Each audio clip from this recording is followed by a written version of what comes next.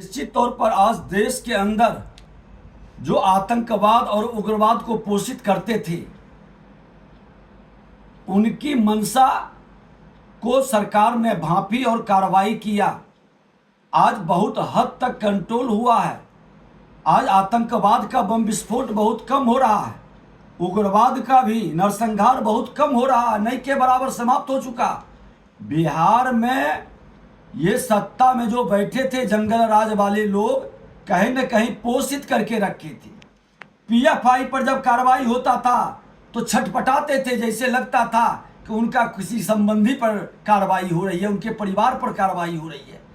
और आज उसी का परिणाम है कि ये बिल में घुसे हुए आतंकवादी उग्रवादी लोग, असामाजिक तत्व के लोग कहीं न कहीं आज निर्दोष लोगों की मौत के कारण बन रहे हैं। बम विस्फोट में जिस मौलवी की मृत्यु हुई है, आज उस समाज के लोग भी ऐसे बिल में घुसे हुए आतंकवादी उग्रवादी अपराधी और भ्रष्ट मानसिकता के लोगों को चिन्हित करे और बिल से बाहर निकाले, तभी बिहार सुरक्षित होगा और हर जनता सुरक्षित रहेगी।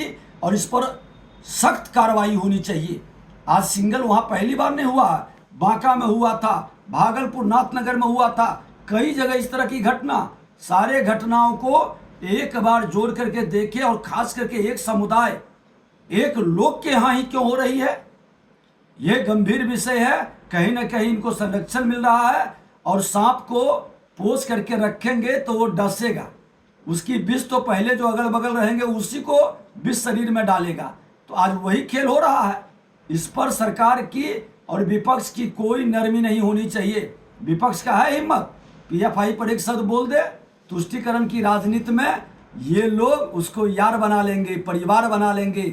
ऐसे गंदे मानसिकता के लोग राष्ट्र को और समाज को कमजोर कर रहे हैं। न राष्ट्र के हितैषी हैं ये लोग, न समाज के हितैषी हैं।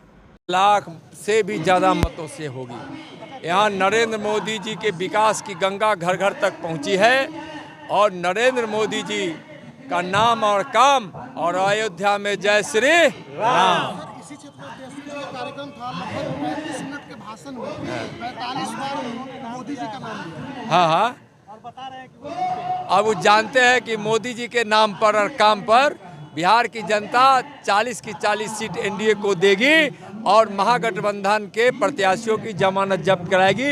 इसलिए अनाप शनाप बकते हैं और उनके अनाप शनाप बकने से जनता उतना ही ज़्यादा मोदी जी को आशीर्वाद देती है।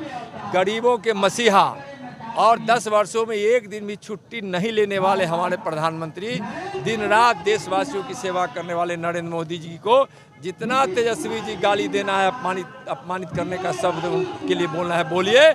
जनता का आशीर्वाद उनके साथ है। राजनीति में अक्के अखाड़े में आप धूल चाट जाइएगा और आपकी राजनीति समाप्त होने वाली है। 400 पार देश के में और बिहार में 40 की 40 एनडी। चिराग पासवान बोल रहे इंडिया गठबंधन भानुमति के कुंबा है। अब आप देखिए, चिराग जी की कोई गलती नहीं है। जब से राजनीति में आए तब से भाजपा और आरएसएस के साथ रहे, उनके रंग में मिल गए। लेकिन उनको याद करना चाहिए, जब रामविलास पासवान जी की पार्टी के पास एक भी विधायक नहीं था तो हम लोगों ने उनको राज्यसभा मेंबर बनाने का काम किया। और उनको पूछना चाहिए कि 10 साल में 100 दिन भी बिहार रहे हैं क्या? एमपी जो रहे 10 साल में 100 दिन भी बिहार रहे हैं क्या? जमुई में 10 साल एमपी बने रहे, पार्टी का आज तक वो कार्यालय नहीं खोल पाए जमुई में। क्या ये बात सच नहीं है? ज़रा उनसे पूछिएगा। पासवान समाज जो है सामाजिक न्याय विचारधारा और प्रबुद्ध समाज है, वो लोग सामाजिक न्याय में लोग विश्वास करते हैं। तो हम लोग तो सब लोगों को वोट मिल रहा है, तो इससे वो लोग परेशान हैं। तो हम परेशानी हो कारण भी है, होना भी चाहिए। बीजेपी के लोग डर गए हैं क्या सर? पहले प्रधानमंत्री आते हैं, अब अमित शाह है, कल योगी जी आएंगे, राजनाथ सिंह आते हैं, क्या तो आपकी कोई बड़ी भूमिका भी देख रहे हैं क्या सांसद के अलावा बिहार में? मुझे नहीं पता कि क्या भूमिका, बट हाँ, जब बड़ों का आशीर्वाद मिलता है तो स्वाभाविक है कि आपका मनोबल बढ़ता है।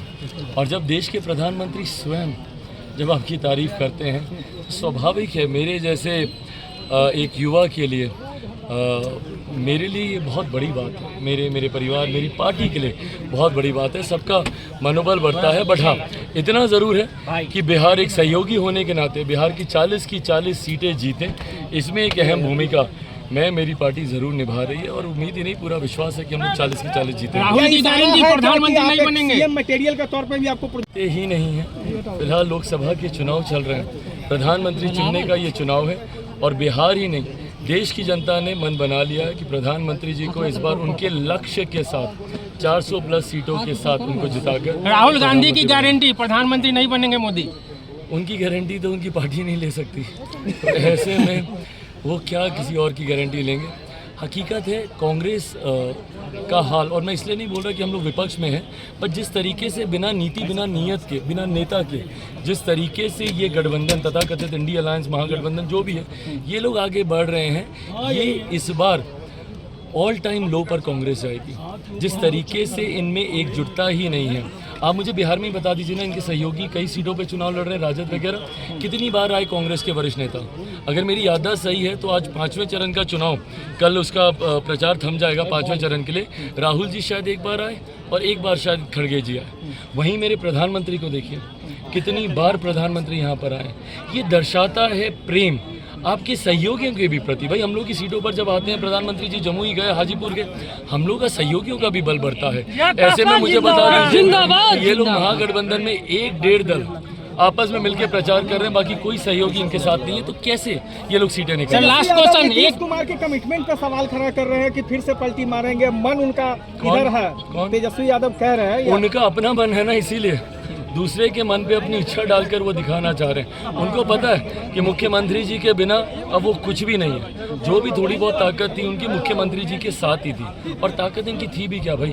2020 के चुनाव के आंकड़े निकालिए, उसमें जनता दल यूनाइटेड के प्रत्याशी और चिराग पासवान के प्रत्याशियों को जोड़ दीजिए, ये दहाई का आंकड़ा पार नहीं करते राजद। अगर उस वक्त गठबंधन ऐसे ही रहता जैसे अभी है, कारण जो भी हो, हम लोग थोड़ी देर के लिए हम लोग अलग हुए, बट अगर यही गठबंधन रहता तो राजद दहाई का आंकड़ा पार नहीं करता। ये इनकी स्थिति।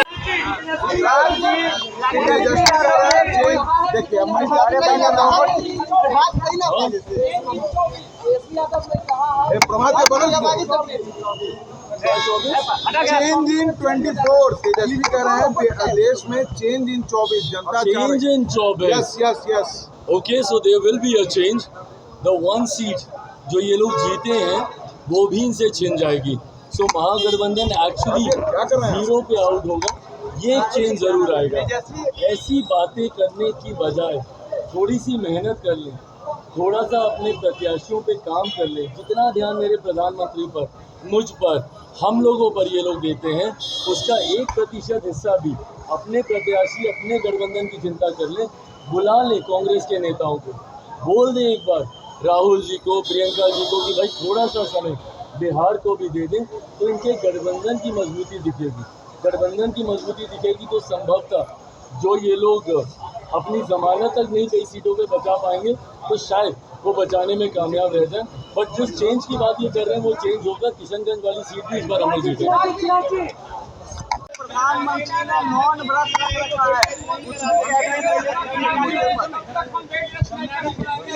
सर, मदरसा में कोई यदि ऐसे कुर्ता उठा रहा है तो बीमार कितना होगा आप समझ लो। और उससे कहा है कि प्रधानमंत्री ने मौन व्रत रखा है कि किसी चीज पर बोलते नहीं है, चाहे बेरोजगारी हो, महंगाई हो या फिर और कोई अन्य मुद्दा हो। सब पे प्रधानमंत्री जी का जवाब आ रहा है। इतना इंटरव्यू दे रहे हैं, सारे क्वेश्चन का जवाब दे रहे हैं, और बिहार स्पेसिफिक जो बात है हर एक चीज़ का प्रधानमंत्री जी जवाब दे रहे हैं। मेन बात यह है कि वो घबरा गए हैं। हाँ, उनको 4 जून का रिजल्ट दिखाई पड़ रहा है, इसीलिए वो अपनी बात नहीं कुछ कर रहे हैं, वो इधर उधर की बात घुमा रहे हैं। छपरा में मदरसा में बम ब्लास्ट हुआ है, अभी जानकारी नहीं है।